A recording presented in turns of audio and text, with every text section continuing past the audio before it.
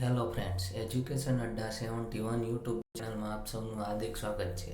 આજે આપણે મહત્ત્વની એક ભરતીની ચર્ચા કરવા જઈ રહ્યા છીએ.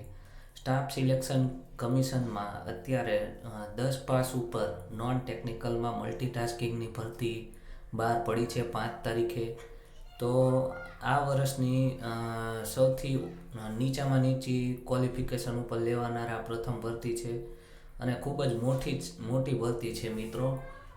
8,000 જેટલી અંદાજિત આખા ભારતની વેકેન્સી છે અને આ ભરતી તમે 10 પાસ કરેલું હોય અને 18+ ઉંમર થતી હોય તો તમે આ ભરતી ભરી શકો છો અને ખૂબ જ સારી ભરતી કહેવાય મિત્રો. સ્ટાફ સિલેક્શન કમિશનમાં જો તમે નોકરી કરવા ઈચ્છતા હોય સેન્ટ્રલ ગવર્મેન્ટમાં, તો તેમાં સ્ટાફ સિલેક્શન કમિશનમાં કરવા માટેની સૌથી ઇઝીમાં ઇઝી સ્ટાફ સિલેક્શનની એક્ઝામ આમાં આવે છે. પણ મિત્રો, એક વાત ખાસ યાદ રાખજો, આ એક્ઝામ છે તે હિન્દી ભાષામાં આવશે અને ઇંગ્લિશ ભાષામાં આવશે. આમાં ગુજરાતી આવશે નહીં, તો તે મગજમાં રાખજો.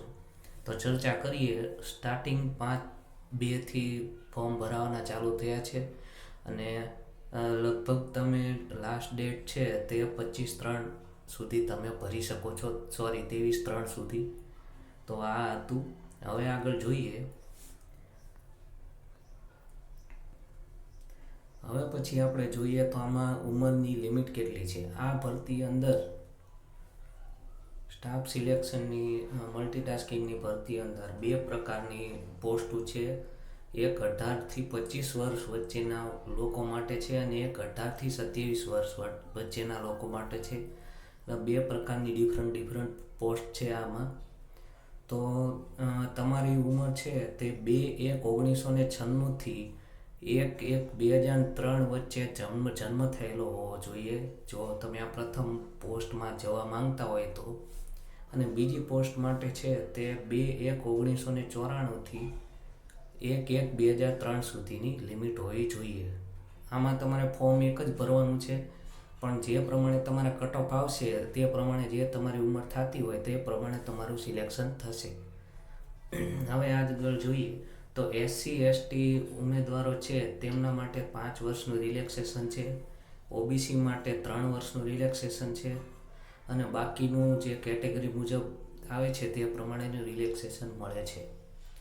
હવે આગળ આની આપણે ચર્ચા કરીએ તો એપ્લિકેશન ફીની વાત કરીએ તો જનરલ કેટેગરીના જે ઉમેદવારો છે તેમના માટે ₹100 એપ્લિકેશન ફી છે અને SC/ST, OBC અને વુમન કેન્ડિડેટ જે મહિલા કેન્ડિડેટ છે તેમના માટે ફી રાખવામાં આવેલ નથી. તો આ છે ફીનું સ્ટ્રક્ચર. હવે આગળ જોઈએ તો એક્ઝામ સેન્ટર કયા છે. જો મિત્રો આપણે વેસ્ટર્ન રિજિયનમાં આવીએ, વેસ્ટર્ન રિજિયનમાં દાદરા અને નગર હવેલી આવે, દમણ આવે, દીવ આવે, ગોવા આવે, ગુજરાત આવે અને મહારાષ્ટ્ર આવે. અને વેસ્ટર્ન રિજિયનમાં સેન્ટર આ બધાય છે. અને આપણા ગુજરાતના સેન્ટરની આપણે ચર્ચા કરીએ તો અમદાવાદ, આણંદ, ગાંધીનગર, મહેસાણા, રાજકોટ, સુરત, વડોદરા, તે આ બધા તેના સેન્ટરો છે. તમને આમાં પોસ્ટ છે તે વેસ્ટર્ન રિજિયનમાં કોઈ પણ જગ્યાએ તમને પોસ્ટ મળી શકે છે.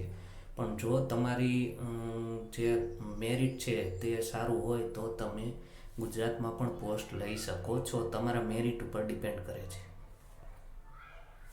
પછી ચર્ચા કરીએ. આ પરીક્ષા 2 સ્ટેજમાં છે.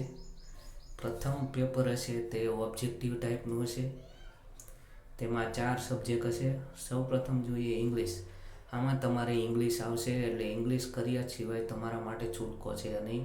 એટલે ઇંગ્લિશ ખાસ કરજો મિત્રો. ઇંગ્લિશમાં માર્ક કપાવવાના પૂરેપૂરા ચાન્સીસ હોય છે સ્ટાફ સિલેક્શનમાં. પછી જનરલ ઇન્ટેલિજન્સ એન્ડ રિઝનિંગ. આનું રિઝનિંગ પણ ક્લાસ 3 લેવલનું જ હોય છે, પણ થોડુંક અલગ આવે છે. જે સ્ટાફ સિલેક્શનમાં જે ભરતી ભરે છે જે વ્યક્તિઓ, તેમને આનો અંદાજો હશે જ તે. અને આના આપણે તમારો જો પ્રતિભાવ સારો રહ્યો તો આના આપણે લેક્ચર લઈને આવશું. પણ મિત્રો, એક વાત ખાસ યાદ રાખજો કે એક્ઝામ છે તે તમે ઇંગ્લિશ અથવા હિન્દીમાં દઈ શકશો. એટલે હિન્દી માટે તમારે ટેવાઈ જવું પડશે આ એક્ઝામ દેવા માટે. પછી મેથ્સ માટે જોઈએ તો 25 માર્ક હશે, 25 પ્રશ્નો હશે. અને જનરલ અવેરનેસ એટલે આમાં જીકે આવી જાય, જેમાં ગુજરાતનો ઇતિહાસ આમાં મિત્રો પૂછાતો નથી. આમાં મિક્સ ભારતનો ઇતિહાસ પૂછાય છે, ભારતની ભૂગોળ પૂછાય છે, તેમાં ગુજરાતની અમુક મેઇન ટોપિક આવી જાય. પછી ભારતનું કરંટ અફેર પૂછાય છે, ઇન્ટરનેશનલ લેવલનું કરંટ અફેર પૂછાય છે, ઇન્ટરનેશનલ ભૂગોળ પૂછાય છે. તો મિત્રો આમાં તમારે થોડીક વિશેષ તૈયારી કરવી પડશે. ગુજરાત ગવર્મેન્ટની એક્ઝામ કરતાં થોડીક વિશેષ તૈયારી માંગશે. તો આ જનરલ અવેરનેસની છે.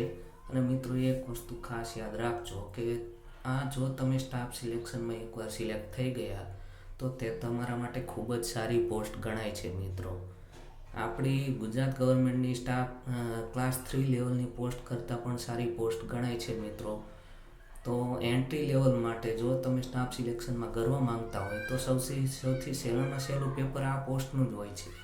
પણ તમારે એક્ઝામ છે તે હિન્દી અથવા ઇંગ્લિશમાં દેવાની છે, આ મગજમાં રાખો.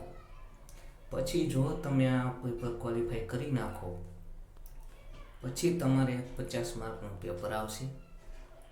એ પેપરમાં તમારે એસે લખવાનો આવશે અથવા તો નિબંધ લખવાનો આવશે અથવા તો તમારે લેટર લખવાનો આવશે. તે છે તમે ઇંગ્લિશમાં લખી શકો, હિન્દીમાં પણ લખી શકો અને ગુજરાતીમાં પણ લખી શકો. તો તેમાં તમારી પાસે સ્કોપ હશે ગુજરાતીમાં લખવાનો, બરાબર છે. બાકી જો આનો સિલેબસની ડિટેલમાં આમાં ચર્ચા કરીએ તો ઇંગ્લિશનો આ સિલેબસ છે, તમે જોઈ શકો છો. Basic of English language understanding હોવું જોઈએ. આપણે જે 8, 9, 10માં જે ફકરા પરથી પ્રશ્નના જવાબ આવતા હતા તેવા પ્રશ્નો છે.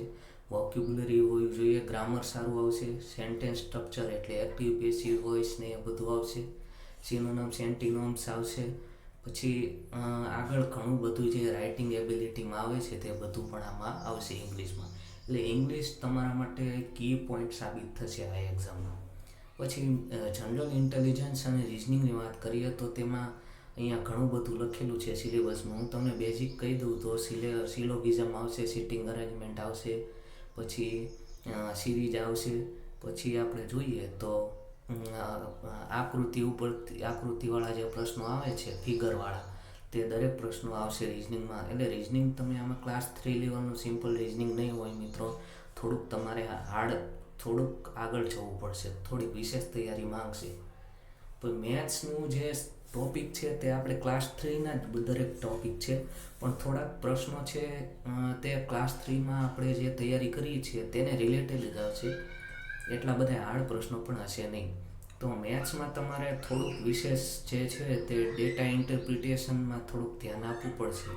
અને રેશિયો અને પ્રોફિટ લોસ, SICI એ બધા પ્રશ્નો થોડાક હાર્ડ આવી શકે છે.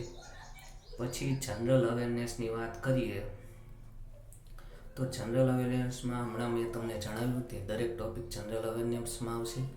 તો આ મિત્રો છે આપણો આનો સિલેબસ, બરાબર છે. અને મિત્રો એક વાત યાદ રાખજો, આ પેપર છે તે ઇંગ્લિશમાં આવતું હોવાથી તમને થોડુંક હાર્ડ લાગશે. બાકી 10મા લેવલનું અંદાજો મારી લેવો તે પ્રમાણેનું જ પેપર પૂછાશે. તે તમારી પાસે 12મા લેવલની કે બહુ ઇન્ટેલિજન્સ લેવલની એક્સપેક્ટેશન રાખતા નથી સ્ટાફ સિલેક્શન જે મલ્ટીટાસ્કિંગવાળા છે તે. અને ગુજરાતના વિદ્યાર્થીઓ માટે સુવર્ણ તક કહેવાય, કારણ કે આ સ્ટાફ સિલેક્શનમાં ગુજરાતના વિદ્યાર્થીઓ ખૂબ જ ઓછા આગળ હોય છે. તો આમાં થોડીક વધુ તૈયારી કરશો તો તમે આગળ આવી શકશો. અને હિન્દીથી ખાસ ટેવાઈ જવું, હિન્દીમાં જ લેક્ચર તમારે હિન્દીમાં જ જોવા પડશે. કદાચ તમે આનું જીકે છે તે નીચે પ્લેલિસ્ટ આપેલી છે તેમાં તમે જોઈ શકો છો. મેં રેલવે લેવલનું જીકે લીધું છે, રેલવેનું, અને આનું પેટર્ન એકદમ સેમ છે, પણ આમાં તમારે હિન્દીમાં આવશે. જોકે જીકે હિન્દી હોય કે ગુજરાતી હોય આપણને કોઈ ફરક પડતો નથી. તો મળીએ નેક્સ્ટ લેક્ચરમાં નવા ટોપિક સાથે. ત્યાં સુધી તૈયારી કરતા રહો.